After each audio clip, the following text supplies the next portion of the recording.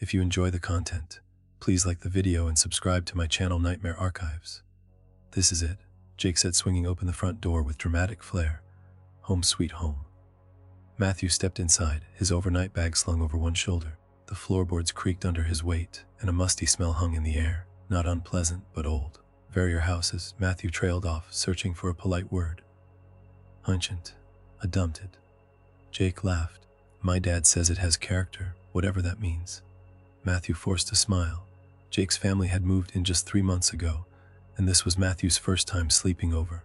The house was a Victorian 2-story with dark wood paneling and narrow hallways that seemed to stretch and bend at odd angles.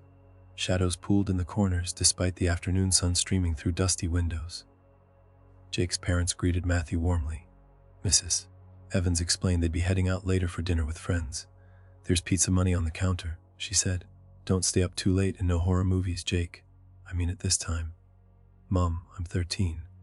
Matthew and I aren't babies, Jake protested, rolling his eyes. Mr. Evans ruffled Jake's hair. The last time you watched a scary movie, you slept with the lights on for a week. Matthew bit his lip to keep from laughing as Jake's face flushed red. That's because it was based on a true story, Jake mumbled. This house makes weird noises at night anyway. A flicker of something, concern, passed between Jake's parents before his mother smiled brightly. All old houses make noises, sweetheart. It's just settling. After pizza and video games in the living room, the boys retreated to Jake's bedroom on the second floor. The ceiling was sloped, following the roofline, with exposed wooden beams that reminded Matthew of ribs. A small crack ran along the junction where the wall met the ceiling, jagged like a lightning bolt. Is that safe? Matthew pointed at the crack. Jake shrugged. Dad says it's cosmetic. The house shifts a lot, especially when it rains. He tossed a controller to Matthew. Ready to get destroyed in zombie annihilation. Hars slipped by until Mrs. Evans poked her head in to say goodnight. We're heading out now. Emergency numbers are on the fridge, and we'll be back around midnight. Got it, Mom. Bye. Jake barely looked up from the screen. The front door closed, followed by the sound of a car engine fading into the distance. The house seemed to exhale once they were gone, creaking and groaning as if stretching. Your parents seem cool, Matthew said during a loading screen. They're okay? They worry too much, though? Jake yawned and checked his phone. Dude, it's almost 11. Want to call it a night? Matthew nodded, suddenly aware of how tired he was. They changed into pajamas and brushed their teeth in the bathroom down the hall. The water from the tap ran rust-colored for a few seconds before clearing. That's normal, Jake said, noticing Matthew's expression. Dad says the pipes are old. Everything in this house is old, Matthew muttered. Back in Jake's room, a sleeping bag had been laid out on the floor for Matthew. Jake switched off the main light, leaving only a small desk lamp glowing. I still use a nightlight, okay? Don't judge. No judgment here, Matthew replied, sliding into his sleeping bag. The floor was hard beneath him, and a draft seemed to curl around his ankles despite the closed window. Jake climbed into his bed and pulled the covers up to his chin. Night, Matt. Night. The desk lamp cast long shadows across the room. Outside, tree branches scratched against the siding like fingernails. Matthew stared at the ceiling, trying to ignore the unfamiliar noises of Jake's house. Somewhere, water dripped. A pipe knocked. The wind whispered through unseen cracks. Just house noises, he told himself. All houses make noises. Jake's breathing soon deepened into sleep. Matthew envied his friend's ability to drift off so easily in this unsettling place. He rolled onto his side, closing his eyes and trying to focus on pleasant thoughts. Tomorrow they'd go to the arcade, then get ice cream from that place Jake kept talking about. He just needed to get through the night. A soft clicking sound broke through his thoughts. Matthew's eyes snapped open. The sound came again, a gentle tap, tap, tap, like fingernails drumming on a hard surface. He held his breath, straining to locate the source. Above him, the ceiling, he turned onto his back, scanning the wooden beams and plaster. The crack he'd noticed earlier seemed deeper, now darker. As he watched, a fine dust sifted down from it, catching the dim light like glitter. Tap, tap, tap. The sound was deliberate, rhythmic, not random settling or creaking. This was purposeful. Jake, Matthew whispered. No response came except soft snoring. The crack widened just a fraction, but enough for Matthew to notice. His heart hammered against his ribs as he froze, unable to look away. Tap, tap, tap. Something moved within the darkness of the crack. Something pale, a finger, long, bone white, and too thin to be human, pushed through the opening. It bent at an impossible angle, feeling along the edge of the crack like a blind insect exploring its surroundings. A second finger followed, then a third, all spindly and jointed wrong, curling downward toward the room. Matthew's throat closed. He couldn't breathe, couldn't scream. His body was locked in place as he watched a full hand emerge, palm narrow and waxen, fingers unnaturally elongated. The hand splayed against the ceiling, fingertips tapping the plaster. Tap, tap, tap, Jake, Matthew croaked, his voice barely audible even to himself. Jake, wake up. His friend didn't stir. The hand continued its eerie tapping, and now the crack was expanding, plaster crumbling away in tiny pieces that rained down on Matthew's sleeping bag. He wanted to move, to scramble away, but terror had paralyzed him. The hand paused, fingers splayed wide as if listening. Then, with horrifying deliberation, it turned its palm toward Matthew. The fingers curled inward, beckoning. Something shifted in the darkness beyond the crack. A suggestion of movement, of something much larger than a hand waiting to emerge. That broke Matthew's paralysis. He kicked free of his sleeping bag and lunged toward Jake's bed, his foot catching on the corner of a rug. He stumbled, catching himself on the edge of the mattress. Jake, he hissed, shaking his friend's shoulder. Jake, wake up. Jake mumbled something and rolled over, pulling his blanket higher. Matthew glanced back at the ceiling. The hand had withdrawn, the crack seeming to seal itself until it was just a thin, jagged line again. Had he imagined it? The persistent dread in his stomach suggested otherwise. Jake, please. Matthew shook him harder. What? Matt, what's wrong? Jake's voice thick with sleep as he propped himself up on one elbow. There's something in your ceiling, Matthew whispered, pointing with a trembling finger. I saw a hand coming through that crack. Jake squinted at the ceiling, then back at Matthew. You had a nightmare, dude. There's nothing there. I wasn't asleep. I swear there was. A low, distant groan echoed through the house like weight shifting on old timber. See, just house noises. Jake yawned. Dad says it's the wood expanding and contracting with temperature changes. This wasn't a house noise. It was a hand. Fingers, tapping. Matthew demonstrated on Jake's shoulder. Tap, tap, tap, like it was trying to get our attention. Jake sat up fully now, concern creeping into his expression. Look, my mom told me this place used to be a doctor's house like 100 years ago. Sometimes I think I hear, I don't know, weird stuff, but it's just an old house playing tricks on us. What kind of weird stuff? Matthew demanded. Jake shrugged uncomfortably. Footsteps when no one's there. Whispering sometimes when I'm trying to sleep.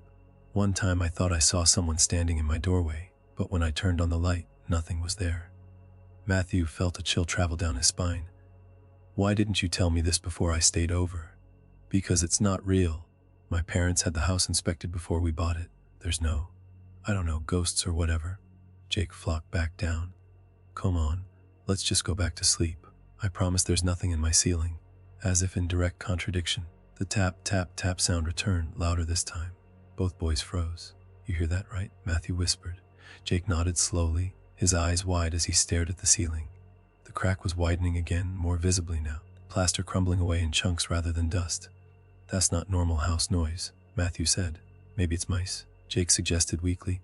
Mice don't have hands, Jake.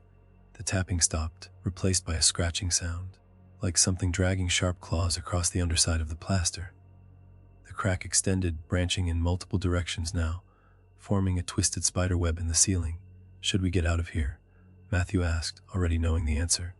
Jake nodded, throwing back his covers. My parents will be home soon. We can wait downstairs until... The light bulb in the desk lamp flickered, then died, plunging the room into darkness broken only by faint moonlight filtering through the curtains. In that dim glow, they could see the crack had formed a rough circle about 2 feet in diameter. And in the center of that circle, something was pushing down. The ceiling bulged downward like a water-filled blister about to burst. Plaster dust rained onto Jake's bedspread as hairline cracks spider-webbed outward from the main fissure. We need to go. Now, Matthew grabbed Jake's arm, pulling him toward the door. Jake stumbled out of bed, his eyes fixed on the ceiling. This isn't happening, he whispered. This isn't real. A wet, tearing sound filled the room as the plaster split further.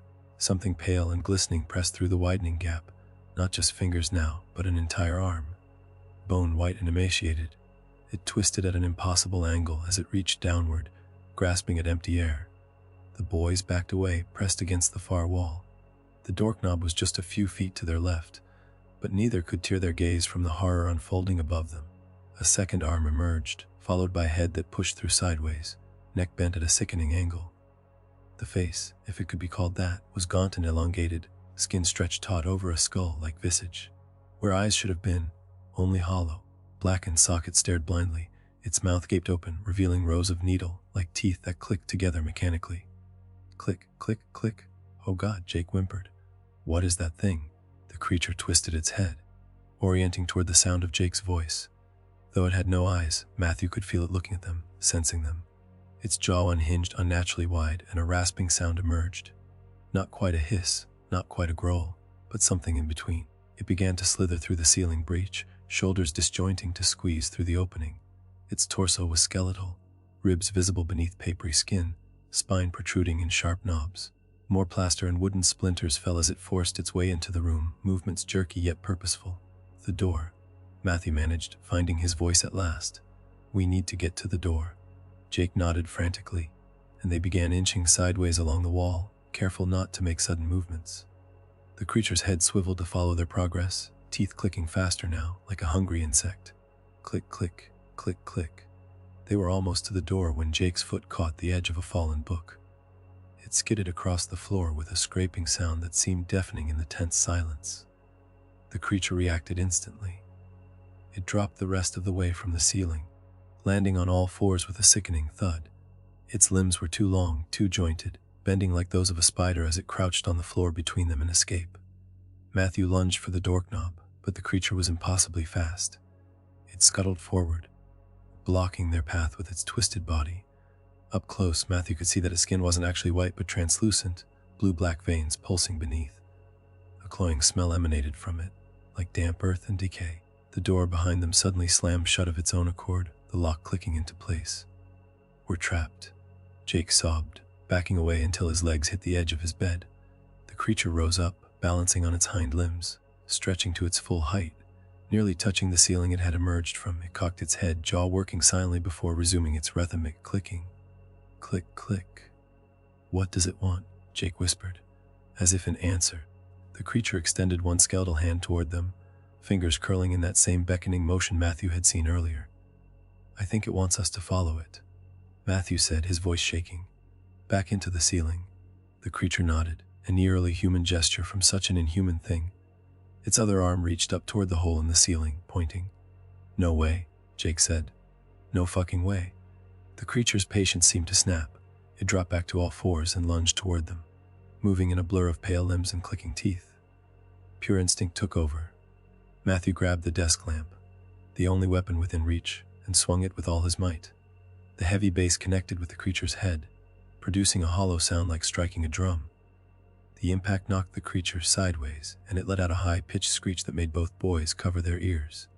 The door, Matthew shouted, dropping the lamp. Jake rushed forward, pulling at the knob, but it wouldn't budge.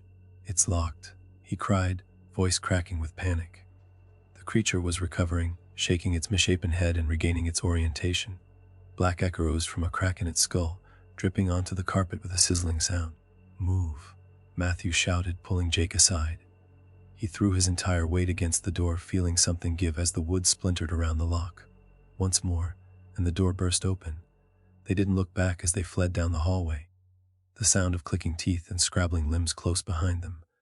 The staircase loomed ahead, their escape route to the first floor and the front door beyond. The house itself seemed alive and malevolent as they raced down the hallway. Lights flickered wildly, casting strobing shadows that made it impossible to see clearly. Picture frames rattled on the walls, one crashed to the floor, glass shattering in their path.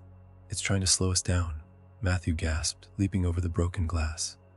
Behind them, the creature moved in a nightmarish blur, sometimes on the floor, sometimes along the walls, occasionally skittering across the ceiling like a monstrous insect. Its clicking grew louder, more frantic.